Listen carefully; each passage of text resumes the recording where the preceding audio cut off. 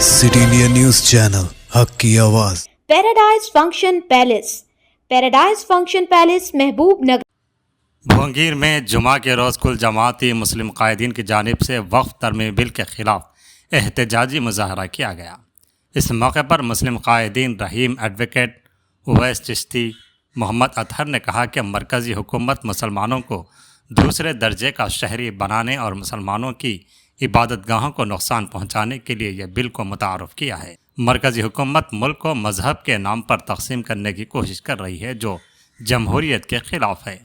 कायदीन ने कहा कि बीजेपी मुल्क में अफरा तफरी का माहौल पैदा करने की मज़मूम कोशिश कर रही है जो मुल्क के लिए नुकसानदा है। इस बिल को मुल्क के तमाम सेकुलर कायदीन मिलकर नाकाम बनाना चाहिए वरना मुल्क अंधेरों में चला जाएगा।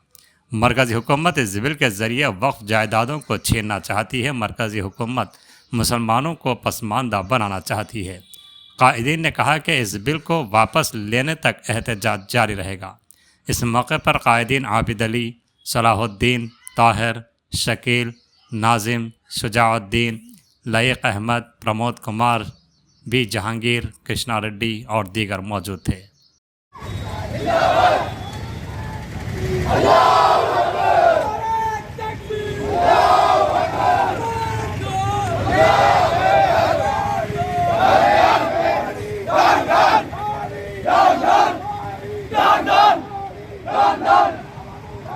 नहीं चलेगी, नहीं चलेगी, मोदी तेरी तानाशाही नहीं चलेगी, नहीं चलेगी, मोदी तेरी तानाशाही नहीं चलेगी, नहीं चलेगी, मोदी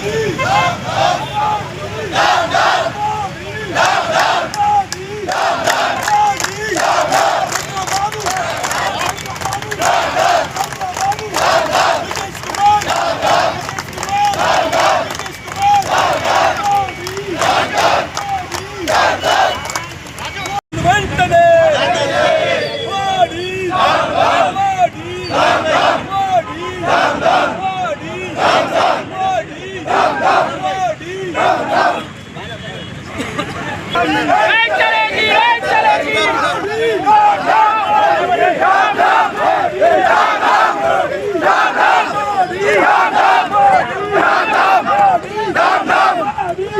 डाउन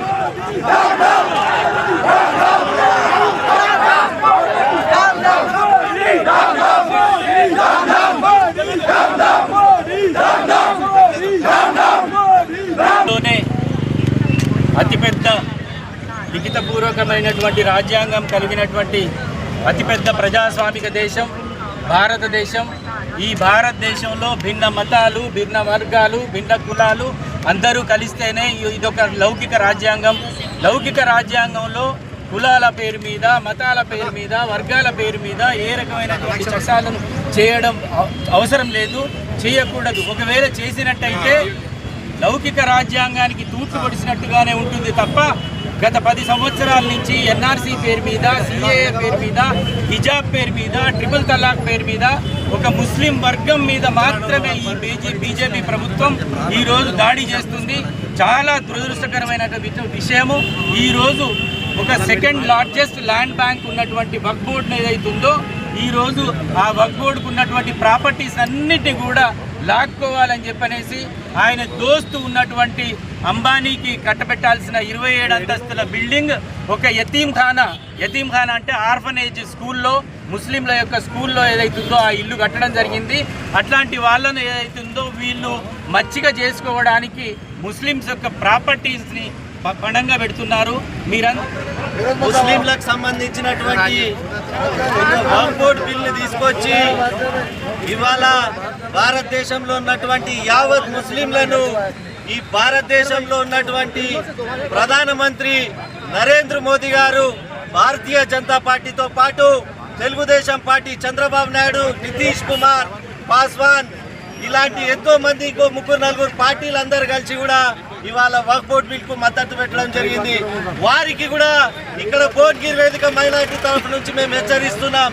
రాబోయే రోజుల్లో మీరు మళ్ళీ అధికారంలోకి రావాలంటే ఒక్క ముస్లిం ఓటర్ కూడా మీకు ఓటేయడానికి తెలియజేస్తూ, అంతేకాకుండా ఇవాళ కొన్ని మతోన్మాద పార్టీలు ఇవాళ మైనార్టీలకు ఎలాంటి వ్యతిరేకాలు జరుగుతున్నాయో రేపు రాజ్యాంగం మీద కూడా ఈ దాడి జరగవచ్చని తెలియజేస్తున్నాను.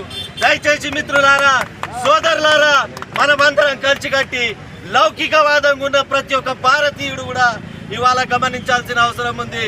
మైనార్టీలతో పాటు క్రిస్టియన్లు, సిక్కులు కూడా జాగ్రత్త పడాల్సిన అవసరం ఉంది. వీటన్నిటి అయిపోయిన తర్వాత కూడా హిందువులకు కూడా ఈ దేశంలో కొన్ని మతోన్మాద పార్టీలు సురక్షితంగా ఉండనియారని కేవలం వాడి పాపం గడుపుకోవడం కోసం దేశంలో అభ్యున్నత గురించి మాట్లాడాలి, అభివృద్ధి గురించి మాట్లాడాలి తప్ప ఈ దేశం ఎటువైపు పోతుంది, ఒక మైనార్టీలకు కానీ, ఒక హిందువులకు కానీ, ఒక సిక్కులకు కానీ గంగా జమున తైసిక్తో నడవాల్సిన అవసరం ఉంది. ఇదే రాహుల్ గాంధీ గారు భారత్ జోడో యాత్రలో నఫరత్ జోడో భువనగిరి పట్టణ ముస్లింలు మరియు లౌకికవాదుల ఆధ్వర్యంలో ఏదైతే మొన్న పార్లమెంట్లో ముస్లింల మత స్వేచ్ఛ హక్కును హరించే విధంగా వక్ఫ్ సవరణ బిల్లు తేవడం జరిగింది. దాన్ని వ్యతిరేకిస్తూ ఈ రోజు మేమంతా ఏకమై ఈ రోజు నిరసన కార్యక్రమం చేపట్టడం జరిగింది. ఈ రోజు చూసుకుంటే కేంద్రంలో గత 10 సంవత్సరాలుగా నరేంద్ర మోడీ ఎన్డీఏ ప్రభుత్వము కేవలం ముస్లింలను మాత్రమే టార్గెట్ చేస్తూ గతంలో 370 ఆర్టికల్ కానీ, ట్రిపుల్ తలాక్ కానీ, సిఏఎన్ఆర్సీ కానీ, ఈరోజు వక్ఫ్ సవరణ బిల్లు కానీ ఇది ముస్లింలకు వ్యతిరేకం. అంతేకాకుండా బాబాసాహెబ్ అంబేద్కర్ రచించిన భారత రాజ్యాంగంలోని ఆర్టికల్ 26 and 40 హరించే విధంగా, మత స్వేచ్ఛ హక్కును హరించే విధంగా ఈ రోజు నరేంద్ర మోడీ వాడికి సహకరించిన చంద్రబాబు, నితీష్ కుమార్లు నల్లచట తేవడం జరిగింది. దాన్ని వ్యతిరేకిస్తూ ఈ రోజు ముస్లిం సమాజం రాబోయే రోజుల్లో సుప్రీం కోర్టును ఆశ్రయించి న్యాయబద్ధంగా ఏ విధంగా అయితే గతంలో రాజధానులను వెనక్కి తీసుకున్నారో వక్ఫ్ బిల్లుని వెనక్కు తీసుకున్నంత వరకు మేమందరం ఏకతాటిపై నిలబడి ఈ చట్టానికి వ్యతిరేకంగా పోరాడతాం. यहाँ पर आज जमा होने का मकसद यही है कि वक्फ बिल जो अमेंडमेंट बिल है उसको रिजेक्ट करने के लिए यहाँ पे सारे मुसलमान कौम जमा हुए हैं। और सबसे बड़ी हमारी बदकिस्मती यहाँ पर ये है कि बड़ी अफसोस के साथ ये कहना पड़ रहा है कि हमारा भोंगीर का जितना मुसलमान यहाँ जमा होना था आज जमा ना हो सका। और उससे भी बड़ी बदकिस्मती की बात ये है कि भाई आज हमारे मुल्क के अंदर, मुल्क हिंदुस्तान के अंदर ऐसे ऐसे क़वानीन लागू किया जा रहे हैं जो बल्कि एक कम्युनिटी, बल्कि एक मुसलमानों को एक टारगेट बनाकर उनके इस्लाम को, उनके शरीयत को, बल्कि उनको तकलीफ पहुंचाई जा रही है। हालांकि यहाँ पे हिंदुस्तान के अंदर हर कम्युनिटी के लोग जीते हैं। यहाँ पे सिख भी है, मुस्लिम भी है, ईसाई भी है, सारे मज़ाहिब के लोग जीते हैं और सारे जहाँ से अच्छा हिंदुस्तान हमारा।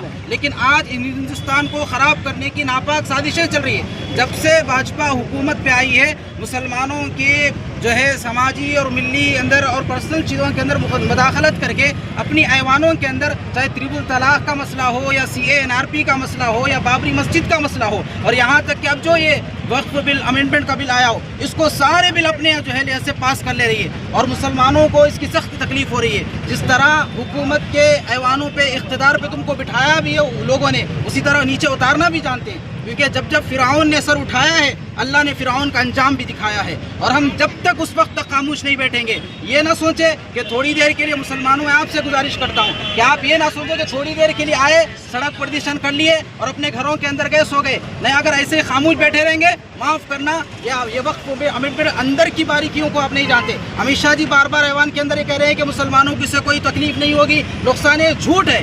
जितनी भी बार मुसलमानों को ये कहा गया तकलीफ पहुंचाई गई है। मस्जिदों को ताले पड़ेंगे, हमारी औकाफ की जायदाद कब्जा कर दी जाएंगी। जो 31 लाख एकड़ पे वक्फ जायदाद है उस पर नाजायज़ कब्जे होंगे। आप देखो छोटी छोटी चीज़ों पर मस्जिदों को बुलडोज़र चलाया गया, जो आवाज़